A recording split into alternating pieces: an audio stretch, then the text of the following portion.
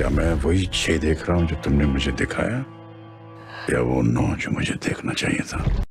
અરે આ કોઈ ફિલ્મની વાત નથી, બદલા ફિલ્મની, પણ ઘણા સમયથી એટલે કે 5 વર્ષથી ભારતની 135 કરોડની 81 લાખની વસ્તી એ બદલાની રાહ જોઈ રહી છે. બદલાની તો ના કહેવાય, પણ લેખાજોખા, નેતાઓ પાસેથી લેખાજોખા લેવા. 135 કરોડની અને 81 લાખની વસ્તીમાં 81 કરોડ જ મતદાર યાદીમાં છે, અને એમાં પણ 50%થી ઓછા લોકો જ મતદાન કરવાના છે. 3% લોકો 18થી 19 વર્ષની ઉંમરના છે. આપણે આપણું પ્રજાસત્તાક દિન 26 જાન્યુઆરી અને ઓસ્ટ્રેલિયાનું પણ 26 જાન્યુઆરી પ્રજાસત્તાક દિન છે. આપણે રિપબ્લિકન કન્ટ્રી કહેવાય, એટલે કે ગણતંત્ર. તો આ ગણતંત્ર શું છે? માણસ લગ્ન કરીને, કુટુંબ વસાવીને સમાજમાં રહેતો થયો, અને ઘણા બધા સમાજો એકઠા થયા ત્યારે તેનો વહીવટ કરવા એક તંત્રની જરૂર પડી. તો 2 પ્રકારના તંત્ર અસ્તિત્વમાં આવ્યા, એક રાજ્યતંત્ર અને બીજું ગણતંત્ર. રાજ્યતંત્રમાં એક જ વ્યક્તિ નિર્ણય લે, અને ગણતંત્રમાં ઘણા વ્યક્તિઓ અથવા તો તેમના પ્રતિનિધિ નિર્ણય લે. આપણે મગધમાં રાજા બિંબિસારનું રાજ્યતંત્ર ચાલતું હતું, અને વૈશાલીમાં ગણતંત્ર ચાલતું હતું. વૈશાલીમાં એ જમાનામાં 500 યુવકો જ હતા, જે દરેક યુવક એક પ્રકારના મેમ્બર ઓફ પાર્લામેન્ટ કહેવાય. આપણી દરેક ધાર્મિક વિધિમાં શરૂઆતમાં ગણપતિની પૂજા થાય છે, કારણ કે એ ગણના પતિ છે. એવી રીતે આપણું તંત્ર ગણતંત્ર છે. આપણે કહીએ છીએ ને કે ભાઈ એને તો કોઈ ગણતું નથી. ગણતું નથી મતલબ એની કોઈ ગણના થતી નથી. ભારતીય બંધારણમાં એક માથું, એક મત, એક ગણતરી. એક રાજા હોય કે પ્રધાન હોય કે એક સામાન્ય મજૂર હોય, દરેકના મતનું મૂલ્ય સરખું. એટલે સમાનતા એક બહુ જ મોટો પાયાનો સિદ્ધાંત પર રચાયેલું આ આપણું ગણતંત્ર છે. અને તે માટેની વ્યવસ્થા સુનિલ અરોરા, આપણા નવા ચીફ ઇલેક્શન કમિશનરના નિયંત્રણ હેઠળ થશે. ભારતના બંધારણે આપેલી વ્યક્તિ સ્વાતંત્ર્ય અને વાણી સ્વાતંત્ર્યને કારણે હું અહીં મારા વિચારો રજૂ કરું છું. પણ let me first check my ચંદ્રનાડી, સૂર્યનાડી. હા, બરાબર સમાન ચાલી રહી છે, એટલે કે મારા વિચારો સમાનતાને ધોરણે હું રજૂ કરીશ. અહીં કોઈ પક્ષનો પ્રચાર નથી કે કોઈ માન્યતાને બંધન નથી.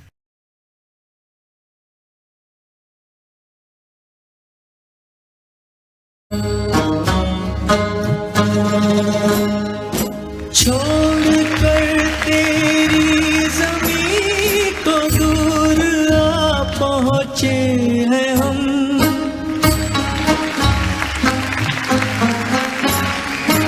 छोड़ कर तेरी जमीन को दूर आ पहुँचे हैं हम, फिर भी है यही तमन्ना तेरे जर्रों की कसम, हम जहाँ पैदा हुए उसी जगह ही निकले दम, तुझ पे दिल कुर्बान, तू ही मेरी आरज़ू, तू ही मेरी आबरू, तू ही मेरी जान, है मेरे प्यारे वतन है। બહુ સરસ ગીત છે. ગીતકાર, ગાયક, એનો અવાજ વખાણવા જાય છે. પણ જોયું એનો પાછળ રચયિતા કોણ છે? પડદા ઉપર જે દેખાય છે, પણ આપણને નચાવનાર કોણ છે? આપણે ગાંધીજીને જોઈએ, એની છબીને જોઈએ, કે ગાંધીજીને સાબરમતી આશ્રમમાં જોઈએ, કે ગાંધીજીને રૂપિયાની નોટમાં જોઈએ. એ બધી અલગ અલગ વસ્તુ છે. ભાવમાં વહી જવું એ અલગ વસ્તુ છે અને ભાવનામાં ડૂબી જવું એ બે વચ્ચે તફાવત છે. આપણે શું ભેડ છીએ એટલે કે ઘેટું જે એકબીજા સાથે દોરવાય છે, જે બીજા કરે તે આપણી પોતાની સ્વતંત્ર નિર્ણય શક્તિ આપણે ગીરવી મૂકી દઈએ છીએ. આપણને નેતા કહે, આજકાલ તો અભિનેતા બધા રાજ્યસભાના મેમ્બર બની જાય છે, અને આપણે નેતા કે અભિનેતા જેમ નચાવે તેમ આપણે નાચીએ છીએ. આ સાથેના ગુરુ જુઓ આપણે આશ્રમમાં કેવી રીતે નચાવે છે. राधे माँ.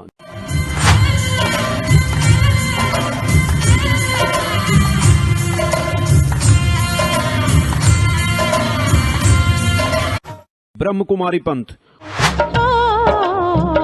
परम पिता के प्रियजनों का स्वागत बारंबार है. ये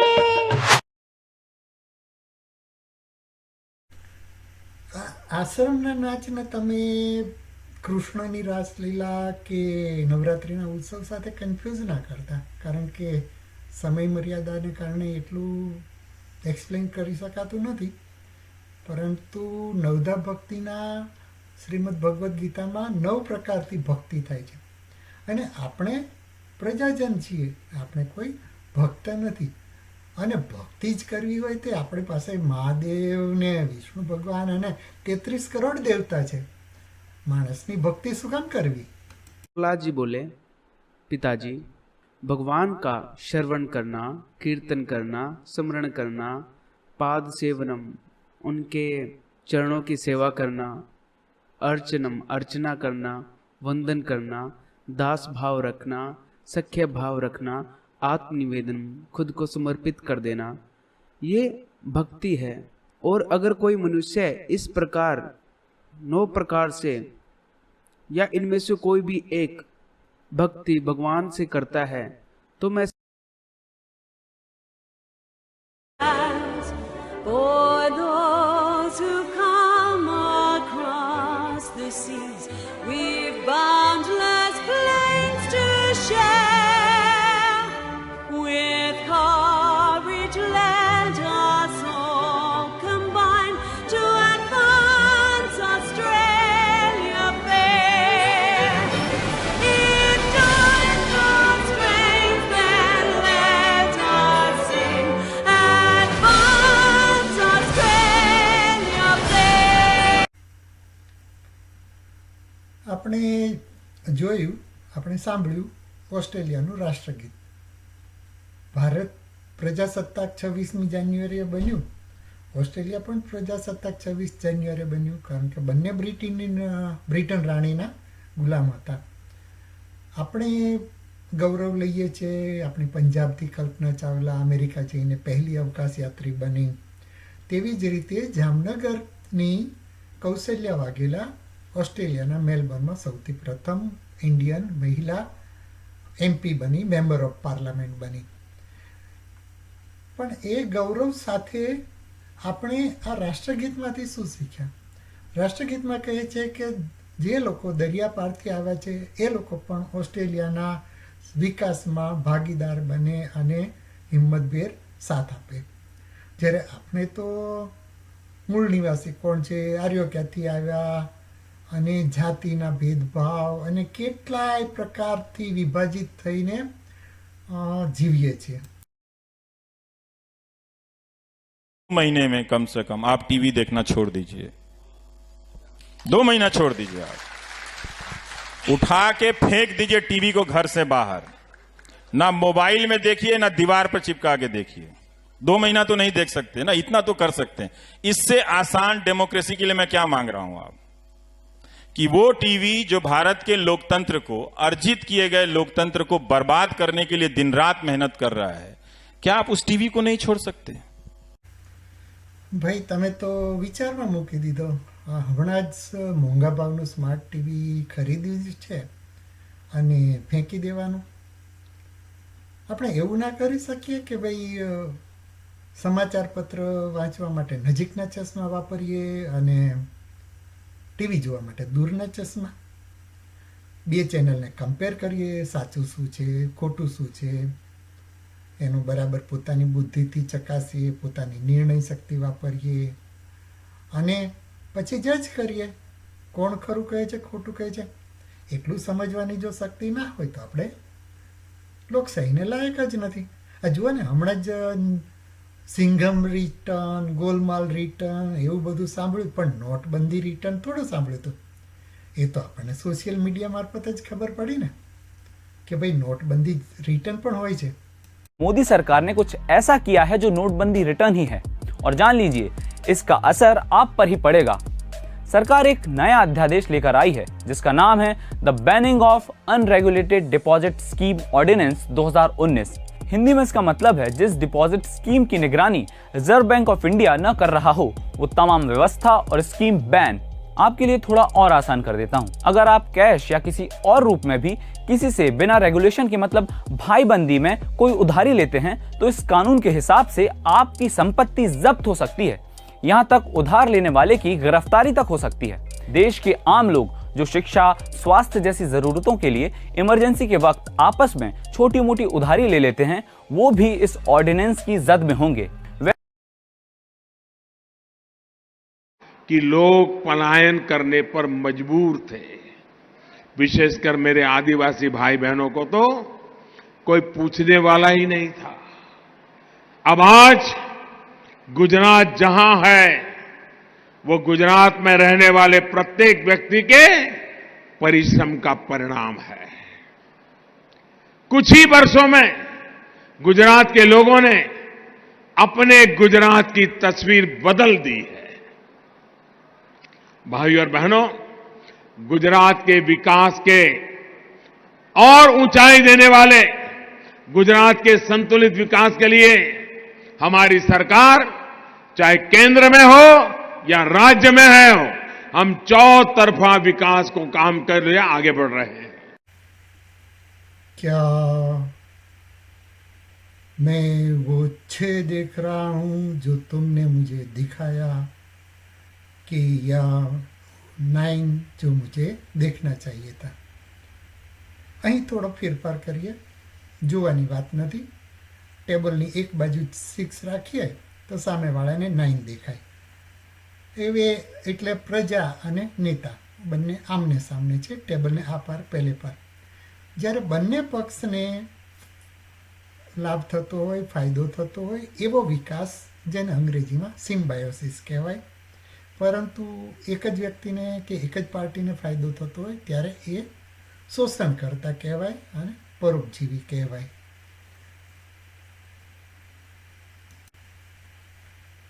જમાનો બોલે તેના બોર વેચાય એવું છે, પણ એ તો બોર તો નહીં પણ આખો માણસ જ વેચાઈ જાય છે અને 5 વર્ષ તો શું, 10 વર્ષ તો શું, 15 વર્ષ સુધી વેચાયા જ કરે છે. કારણ કે મનુષ્યની ટૂંકા ગાળાની લાભ લેવાની વૃત્તિ છે. આ પક્ષથી આ નેતા આપણને લાભ કરાવી આપશે અને આપણો બેડો પાર થઈ જશે. આમ જોવા જઈએ તો મનુષ્યનું સૂક્ષ્મ શરીર જે મન, બુદ્ધિ અને અહંકારનું બનેલું છે અને મનુષ્યની સૂક્ષ્મ ઈચ્છા રાજ્ય કરવાની હોય છે અને એ માટે જ તે પ્રચાર પણ કરે છે અને મત આપવા પણ જાય છે. એમ સમજે છે કે હવેનું રાજ્ય મારા થકી જ ચાલશે. એક પિક્ચર આવી ગયું હતું શતરંજ, જેમાં લાકડાના હાથી, ઘોડા અને રાજા માટે સામસામેના 2 વ્યક્તિઓ તલવાર ખેંચી બેસે છે. આવું જ છે 2 પક્ષ માટે લડી મરતા મતદારોની કહાની. कि इससे बड़ी कोई देशभक्ति नहीं है कि आप जागरूक बने. आपकी जागरूकता एक हथियार है, आपका वोट एक हथियार है, लेकिन ये एक ऐसा हथियार है जिससे किसी को चोट नहीं पहुंचानी, किसी का दुख नहीं करना, किसी का नुकसान नहीं पहुंचाना. ये एक ऐसा हथियार है जो आपको मजबूत बनाएगा. आपको बहुत गहराई से सोचना पड़ेगा कि ये चुनाव क्या है, इसमें आप क्या चुनने जा रहे हैं। आप अपना भविष्य चुनने जा रहे हैं। फिजूल के मुद्दे नहीं उठने चाहिए। जो मुद्दे उठने चाहिए वो ये होने चाहिए कि आपके लिए सबसे महत्वपूर्ण क्या है, आप आगे कैसे बढ़ेंगे, नौजवानों को रोजगार कैसे मिलेगा, महिलाएं सुरक्षित कैसे महसूस करेंगी अपने आप को, आगे कैसे बढ़ेंगी, किसानों के लिए क्या किया जाएगा। ये चुनावी मुद्दे हैं और आपकी जागरूकता ही इन मुद्दों को आगे ला सकती है। तो मैं आपसे आग्रह करना चाहती हूं कि सोच समझ के इस बार आप निर्णय लें। जो आपके सामने बड़ी बड़ी बातें करते हैं, बड़े बड़े वादे करते हैं, उनसे पूछिए। जो 2 करोड़ रोजगार उन्होंने પ્રિયંકાબેન, એક વાત તો માનવી પડે કે સૌથી મોટી દેશભક્તિ એ જાગૃતતા છે.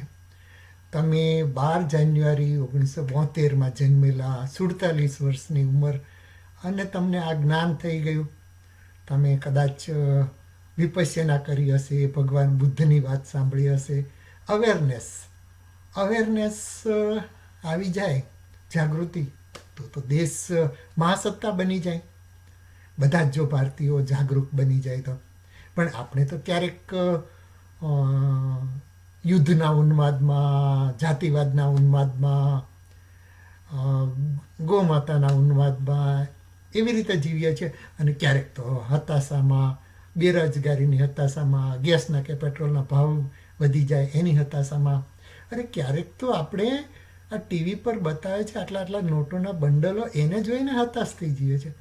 તો આપણે પલ્લુ આ બાજુ કાં તો ઉન્માદ કાં તો હતાશા, એની કરતાં જાગૃતતા મધ્યમ માર્ગમાં રહીએ તો મોટામાં મોટી દેશભક્તિ ગણાય. को मिलाकर हुई कमाई से भी 2 अरब रुपए ज्यादा बीजेपी के फंड में आ गए।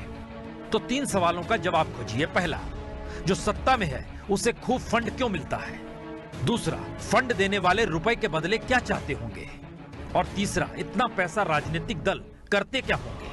यानी हर चुनाव के बाद जब चुनाव आयोग ये बताता है कि उसने बांटे जा रहे कहीं से 100 करोड़ रुपए जब्त किए तो कहीं से 1000 करोड़ रुपए, चुनाव में 300 करोड़ रुपए तक आ बैठती है।